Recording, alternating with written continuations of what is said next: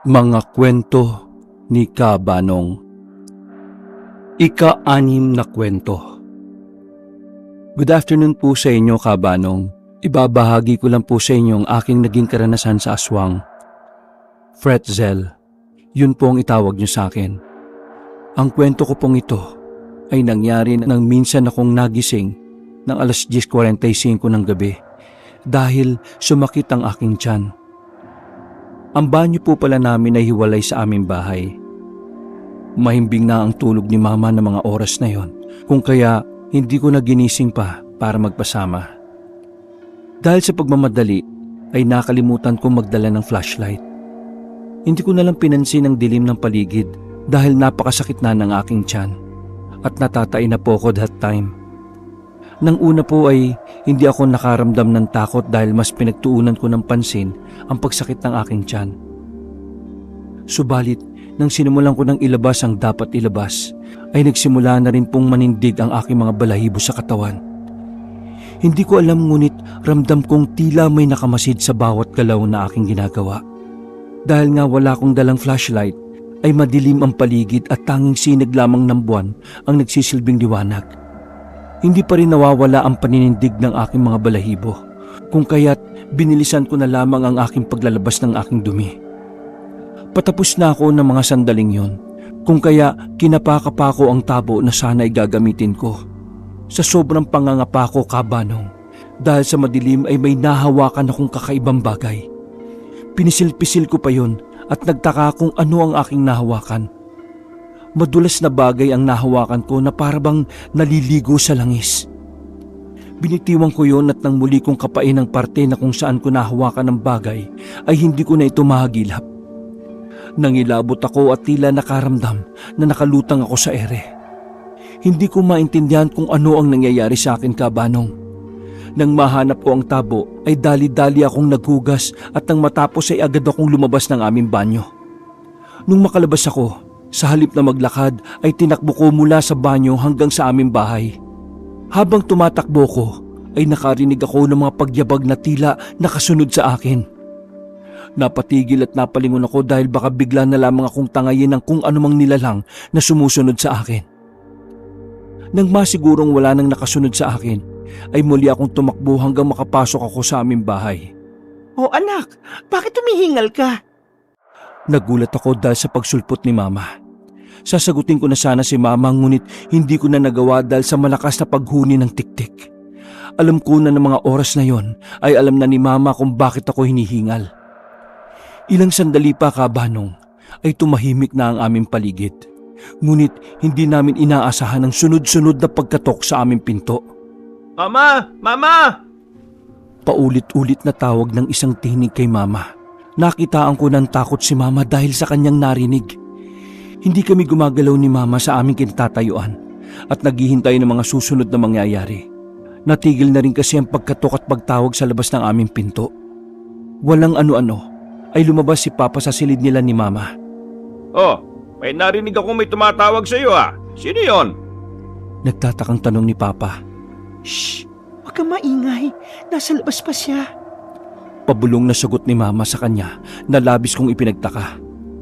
Hindi na muling nagtanong si Papa at tulad namin ay nakimatsyag na lamang siya.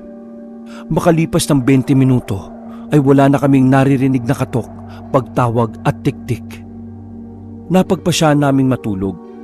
Bago pa man kami pumasok sa aming mga silid ay ikinuwento ko kay Mama ang nahawakan ko nang nasa banyo pa ako. Nang marinig yun ni Mama mula sa akin ay nagsalita ito. Sa susunod kang pupunta ka ng banyo, ay gisingin mo ako o ang papa mo ha? Hindi mo naman siguro gustong lapain ka ng aswang. Nanindig ang aking balahibo dahil sa sinabi ni Mama. Napagtanto ko rin noon kung anong nilalang ang nagparamdam sa amin noon. Aswang daw yun kung tawagin nila. Ika-7 kwento. Magandang araw po sa inyo, Kabanong. Naisip ko pong ibahagi itong experience ko sa aswang na nangyari 10 taon na po ang nakakaraan. Itago nyo na lang po ko sa pangalang Austin. Actually po ay kasama ko ang matalik kong kaibigan na si Tan nang may makasalamuha kaming aswang. Dahil nga binata kami ng mga panahong yon, ay madalas kaming nasa galaan, lalong-lalo na kung may mga kapistahan sa mga lugar na alam namin o may kakilala kami. Kapag mga ganoon, ay lalakad agad kami nang walang pag-atubiling maaaring may mangyaring masama sa amin. Tulad ko ay hindi rin naniniwala sa aswang si Tan.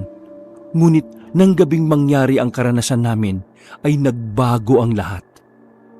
Kapistahan noon sa kabilang baryo ng aming lugar. May mga kakilala kami ng kaibigan kong si Tan sa baryong yon, kung kaya nagkayayaan kaming makipista. Isa sa mga talagang layunin namin sa kapistahan ay ang umattend ng disco dahil mahilig kami ni Tan sa mga ganoon. Hapon na kami nang pumunta sa bahay ng kakilala namin sa baryong yon. Dala-dala namin ang motor nito at nang marating namin ang bahay na pinuntahan namin ay agad kaming kumain doon. Napag-usapan naming mayroong disco. Kung kaya nagpasya kaming manatili na muna sa bahay ng kakilala namin hanggang sa gumabi. Pagkatapos maghapunan ay agad kaming pumunta sa lugar ng pagdadausan ng disco. Marami na ang mga tao ng oras na yon at ang ilan ay medyo may kalasingan na rin. Bumili kami ni Tan ng ilang bote ng alak at nag-inuman. Mga bandang 10:00 na kami nagsimulang pumasok sa sayawan dahil mas dumami pa ang mga tao. Nakaramdam na ako ng hilo dahil sa ilang bote ng alak na aking nainom. Subalit pilit kong kinakaya yon para hindi ka agad matumba. Mahigit 1 oras rin kami nagsasasayaw ni Tan hanggang umalis kami sa gitna ng sayawan dahil nagsuka ito. Dahil sa nangyari ay nagpasya na lamang kaming umuwi. Tinulak na lang namin ang dala naming motor dahil hindi na kami makapagmaneho.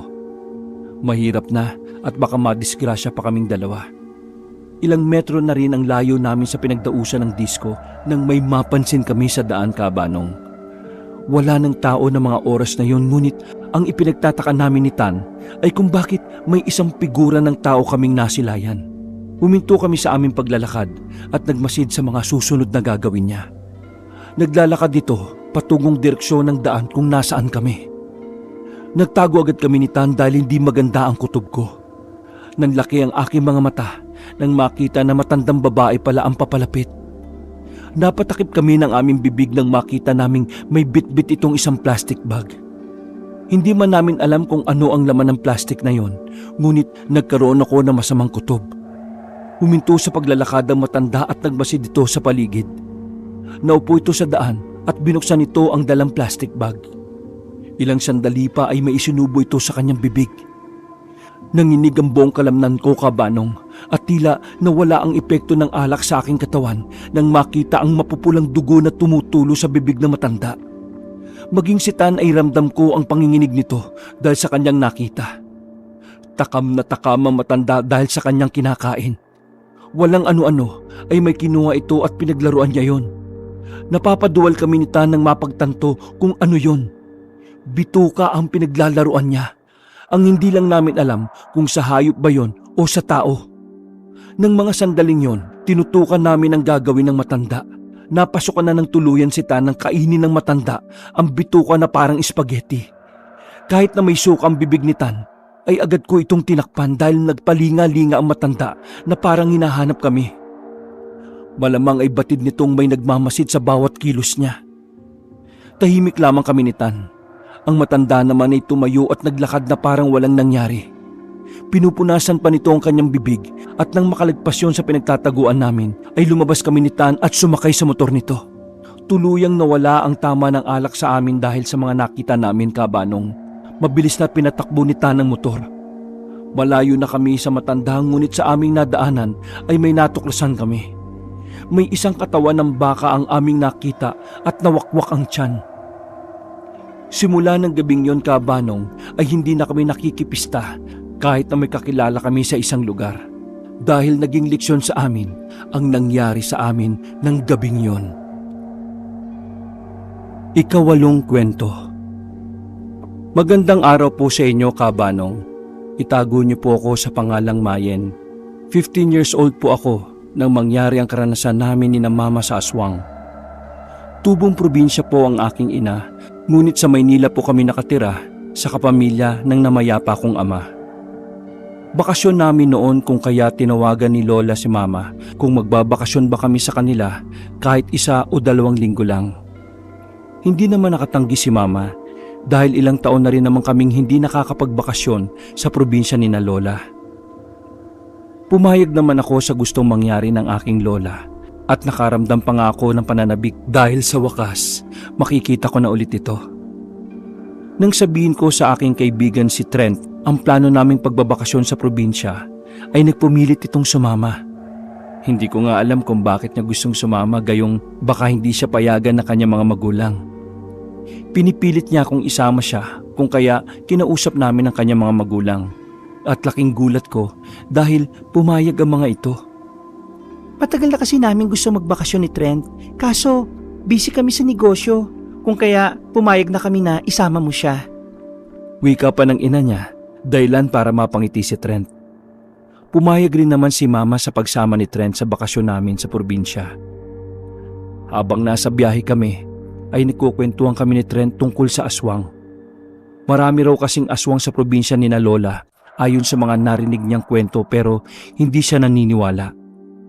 Nang marating namin ang bahay ni Lola, ay napangiti ang matanda. Nagkumustahan at dahil nga pagod sa biyahe, ay nagpahinga na muna kami ni Mama at ni Trent. Nagising na lamang kami bandang 7:00 na ng gabi dahil maghahapunan na. Kumakain kami ng mga oras na yon habang nagkukwento si Lola tungkol sa mga aswang. Natatawa naman si Trent dahil hindi raw siya naniniwala sa mga aswang. Sinasabi ni Lola na totoong nangyari ang kanyang mga kwentong aswang, kung kaya nakaramdam ako ng takot. Lola, hindi ka ba nakakita ng aswang? Tanong ko kay Lola kung kaya't napangiti ito. Ikinwento nito ang naging karanasan niya sa aswang. Sa pagkakataong yon, habang nagkukwento si Lola, ay nakarinig kami ng mga paghuni ng tiktik. Naka, malamang dalaw nyo yan. Wika ni Lola at sinabi sa amin na kadalasan na kapag may baguhan lamang sa isang lugar, ay minsan dinadalaw raw ng mga aswang. Napayakap naman ako noon kay Mama dahil bigla na lamang kaming nakarinig ng mga pagaspas ng ibon. Tila isang napakalaking ibon yon, kabanong. Hindi naman nagtagal yon at nang masigurong wala na kaming naririnig ay nagpasya na kaming magpahinga pagkatapos naming kumain. Sa kalagitnaan ng aming pagtulog ay nagising kami dahil sa sigaw ni Lola. Napapamura ito, ngunit dahil hindi pa masyadong gising ang aming diwa ay nagtaka kami. Ilang sandali pa ay kaagad kaming napabangon ng sinabi ni Lola na may aswang. May mga pagkaluskos kaming naririnig sa bubungan ng bahay. Hindi nag-atubiling kumuha si Lola ng buntot ng pagi at asin. Ibinigay rin ito kay Mama ang itak na itinago niya sa ilalim ng banig. Kasabay ng mga paghuni ng tiktik ay mga pagaspas ng pakpak ng malaking ibon. Sabi ni Lola ay baka yun ang nasa bubungan namin. Walang ano-ano ay biglang nawala ang ingay na nasa bubungan. Dahil doon ay lumabas si Lola at napasilip naman kami sa pinto. Kitang-kita ng dalawang mata ko, kabanong, ang paggalaw ng puno ng papaya na marahil ay nasagi ng hindi namin nakikitang nilalang. Muling nagmura si Lola at nagsisisigaw ito. Kilala kita! Kapag may ginawa ka sa pamilya ko, ay ako mismo ang pupunta sa bahay mo at ako ang papatay sa iyo! Noon ko lamang nakitang galit si Lola habang sinasabi yon.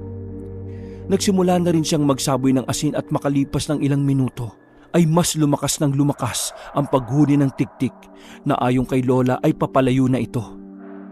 Hindi na muna kami natulog nang tuluyang mawala ang ingay dahil baka bumalik pa ang aswang na sinasabi ni Lola na dalaw raw namin. Nang tanungin namin ito kung kakilala niya nga ba ang aswang, ay napatango na lamang siya. May mag-asawa raw kasi sa kanilang lugar na simula nang dumating sila ay nauuso na naman ang aswang at pang-aaswang, lalo na sa mga buntis. Sa ilang linggong bakasyon naming, kabanong, ay 2 beses kaming dinalaw ng nasabing aswang. Sa una at huling gabi namin sa probinsya. Wakas.